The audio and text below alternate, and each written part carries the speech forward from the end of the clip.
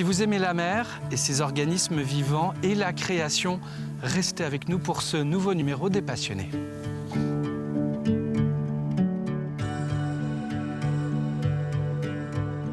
Qui es-tu, Pauline? Donc je m'appelle Pauline Potero, j'ai 33 ans, j'habite à La Roche-sur-Yon, je suis native de La Roche-sur-Yon. Je suis partie quelques années à Nantes pour faire mes études en sciences humaines. Et après, je suis revenue dans mes terres natales. Et là, j'ai fait pas mal de jobs dans la livraison. J'ai été factrice, j'ai adoré faire ça. Parce que j'adore être en mouvement, j'adore être à l'extérieur, notamment être au bord de mer. Au bord de la mer, comme ici? Comme ici, depuis toute petite. À Sauveterre, voilà. Au Sable d'Olonne. Au Conche à Bud, le spot, aussi, notamment. C'est vrai que j'ai passé une bonne partie de ma jeunesse et mon adolescence sur cette plage. À Longeville-sur-Mer. Exactement. Et finalement, toi, tu n'as pas travaillé dans la sociologie ni dans la psychologie après tes études? Non, je pense que j'ai fait un... Bon, le mot est à la mode, mais je pense que j'ai fait un petit burn-out des études à un moment donné. Et puis ça a toujours coincé au niveau du master. J'ai pas réussi à l'obtenir. Donc je me suis dit, bon, allez, je vais me réorienter. Et surtout, je vais vraiment sortir un peu de les bancs de la fac et puis travailler concrètement. J'en avais besoin. Pauline, si nous sommes venus à ta rencontre aujourd'hui dans ce merveilleux décor qui est la plage de Sauveterre, c'est parce que toi, au-delà d'être passionnée par ces grands espaces tels que l'océan, tu es plus particulièrement intéressée, et c'est devenu une passion depuis à peu près 2 ans, par les algues, tout simplement. C'est arrivé comment, Pauline? Alors, c'est arrivé progressivement. J'ai fait une première découverte à l'île de Ré, sur la plage en bas du phare des Baleines. J'ai vu une très belle gorgogne, une sorte de corail en arborescence. Et je l'ai ramenée, je l'ai encadrée pour faire un souvenir. Et voilà, ça en est resté là. Et quelques temps après, 1 ou 2 ans après, on va dire, je me suis retrouvée dans une période un peu compliquée de ma vie, où j'étais plus en activité professionnelle et j'avais vraiment besoin de me rattacher à quelque chose de créatif et qui me fasse du bien dans un premier temps. Et du coup, j'avais ce tableau sous les yeux et je me suis dit, mais en fait, pourquoi pas vraiment creuser ça et aller retourner sur les plages et puis vraiment me focaliser sur les algues et en découvrir d'autres et voir ce que je peux faire avec ça. Tu as eu un problème de santé qui a été détecté un peu sur le tard. Tu en avais senti les symptômes déjà depuis quelques années. J'ai été diagnostiquée en 2017 d'une sclérose en plaques. Effectivement, que j'avais depuis 3-4 ans, je pense. C'est ce qui a aussi perturbé le cours de mes études et de ma vie en général. Donc voilà.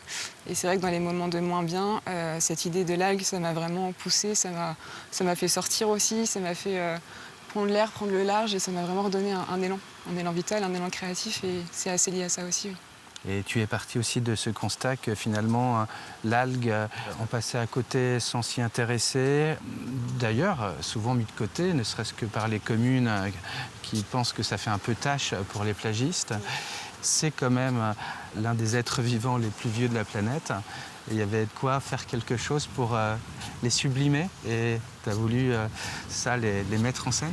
Tout à fait, c'est ça. C'est vrai que par leur odeur, comme tu dis, par l'aspect qu'elles ont de grosses masses sur la plage, etc., c'est vraiment considéré comme quelque chose presque de nuisible, alors que finalement, quand on prend juste le temps de baisser la tête et de les regarder évoluer dans l'eau, déjà leur mouvement, c'est magnifique, c'est hypnotisant.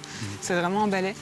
Et puis leur forme, leur couleur, leur diversité, vraiment, ça mérite qu'on s'y attarde un peu plus. C'est ce que j'essaye de faire passer à travers mes tableaux. C'est vraiment dire, regardez en fait ce que c'est réellement, ce qu'il y a sous vos pieds quand vous marchez, ce qui vous caresse le pied, c'est ça, c'est vraiment...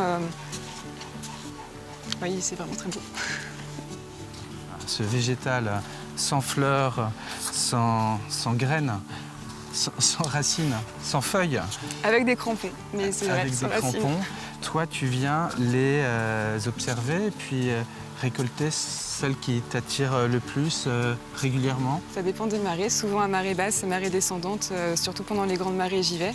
Parce qu'au-delà des algues, il y a aussi tous les rochers qui sont hors de l'eau et c'est vraiment un paysage, je trouve, aussi fascinant à scruter et voilà. Mais oui, donc les algues, je les regarde, je les observe et je marche vraiment un peu à l'émotion qu'elles me renvoient. Je ne vais pas forcément prendre celle qui est la plus belle ou la mieux, la moins travaillée par la mer. la plus intacte. Je vais prendre vraiment celle qui va me toucher. Alors pourquoi, c'est difficile à expliquer.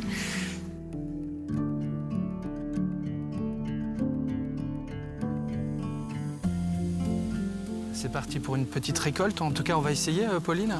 Ah oui, là, je pense qu'on va trouver. Je pense qu'on a trouvé. Je pense qu'on va trouver notre bonheur. C'est magnifique. C'est ce qu'on appelle l'algue verte, la fameuse. C'est ça, qui pose des soucis en Bretagne. Oui, son accumulation est tellement importante. C'est ça. On voit là les algues un peu brunes, c'est les noris. Elles sont super intéressantes quand elles sèchent parce qu'elles prennent vraiment des couleurs ensuite roses. Enfin, elles sont magnifiques.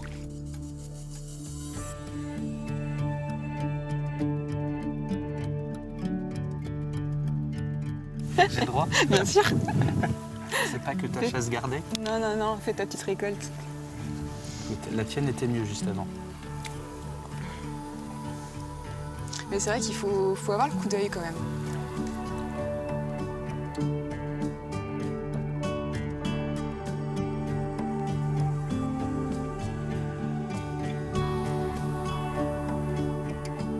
Pauline, est-ce qu'il y a des saisons plus favorables finalement pour aller récolter ces algues? Pour ma part, j'aime bien les récolter en automne. Parce qu'au printemps, elles sont encore jeunes, elles sont pour la plupart bien cramponnées à leurs rochers. Et donc successivement ensuite avec les marées, à l'automne vraiment on a plus d'algues échouées je trouve et qui sont aussi intéressantes parce qu'elles ont des couleurs, un peu des couleurs automnales comme on pourrait trouver des feuilles mortes. Là elles ont des couleurs teintées un peu jaunes, orangées. Elles ont vraiment été chahutées donc elles ont ce côté un peu écorché que j'aime bien. Donc j'aime beaucoup les ramasser en automne. Parfois on a tendance à oublier quand on est promeneur et qu'elles sont à côté de nous, qu'elles sont si utiles en fait à l'homme et depuis la nuit des temps pour l'alimentaire, surtout en Asie. Et je crois qu'à partir du XVIe siècle aussi, dans l'agriculture, chez nous, ça a servi d'engrais, dans la pharmacie depuis. Et de temps en temps, effectivement, en petits plats d'alimentation, ça devient presque commun. L'algue, un végétal maritime d'avenir, c'est ce qu'on dit de plus en plus. Et il n'y avait pas de raison qu'on ne puisse pas en faire des créations. Tout à fait. Il y a de quoi aussi laisser libre cours à son imagination avec cette plante préhistorique. Oui, mais je pense qu'on n'en aura pas fait le tour des algues. On a encore beaucoup à découvrir, malgré qu'elles soient exploitées depuis très longtemps. Je pense qu'on peut encore découvrir beaucoup de choses sur les algues. C'est vraiment... Elles peuvent peut-être nous sauver. Oui. Je pense que les algues, c'est l'avenir, elles vont nous sauver.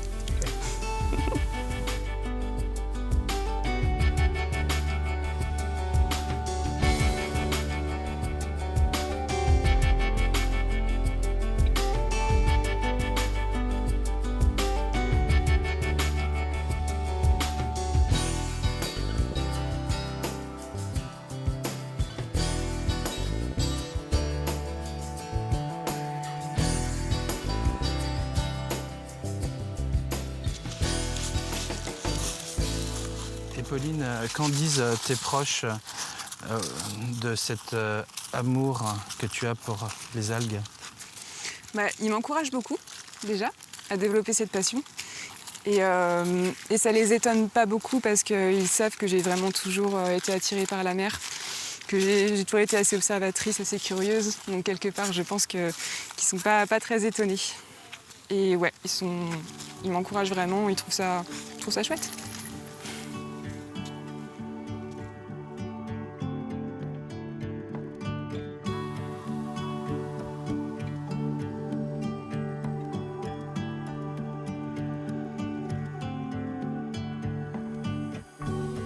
Pauline, une fois que tu as collecté tes algues, que tu as bien choisi par rapport à cette émotion que tu as eue en les découvrant, que se passe-t-il après? On a un échantillon du résultat avec des œuvres, j'avoue, que je trouve très jolies. Le résultat est étonnant. Mais pour arriver à ces tableaux, il y a différentes étapes. Oui. Alors, première étape, c'est s'en occuper assez vite, parce que les algues, mine de rien, ça pourrit si on les laisse traîner trop longtemps. Donc pour éviter les odeurs et les mauvaises surprises, s'en occuper tout de suite. Et ce que je fais, c'est... alors je les rince pas, je préfère les conserver telles quelles parce qu'elles sont pleines de sel. Le sel, c'est un conservateur. Donc je me dis qu'avec le temps, ça pourra peut-être permettre de mieux les conserver. Ça fait un petit côté brillant aussi, qui peut être sympa. Ce que je fais, c'est que je les mets tout de suite à sécher sur du sopalin. J'attends un petit peu et ensuite, je les dispose sur mon papier aquarelle. Et une fois que ça c'est fait, je dispose le papier aquarelle dans la presse. voilà, qui est ici. Et voilà, et je patiente ensuite, j'attends que ça sèche. Entre quelques jours, voire semaines, en fonction des types d'algues.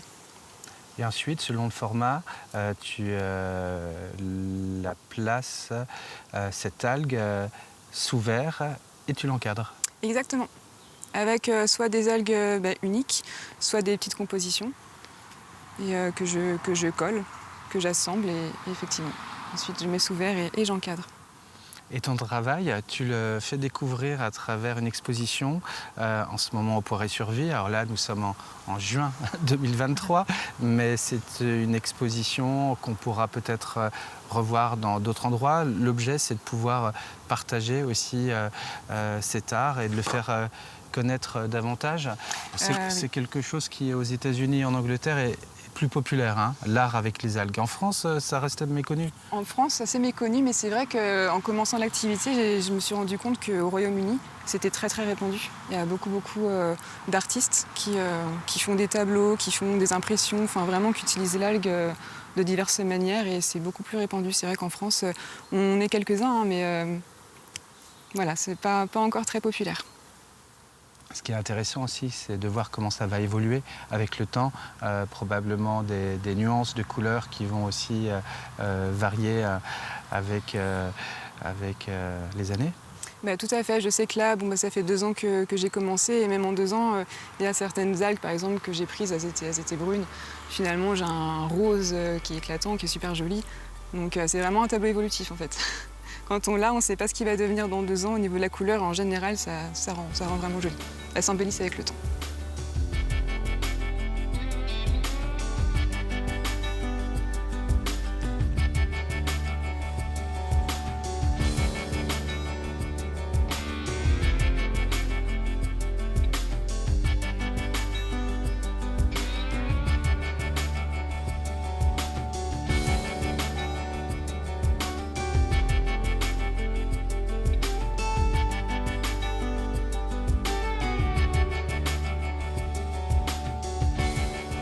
Pauline, merci beaucoup de nous avoir fait partager ta passion non seulement pour les algues, mais pour ce que tu en fais, ces créations que nous venons de découvrir en tableau.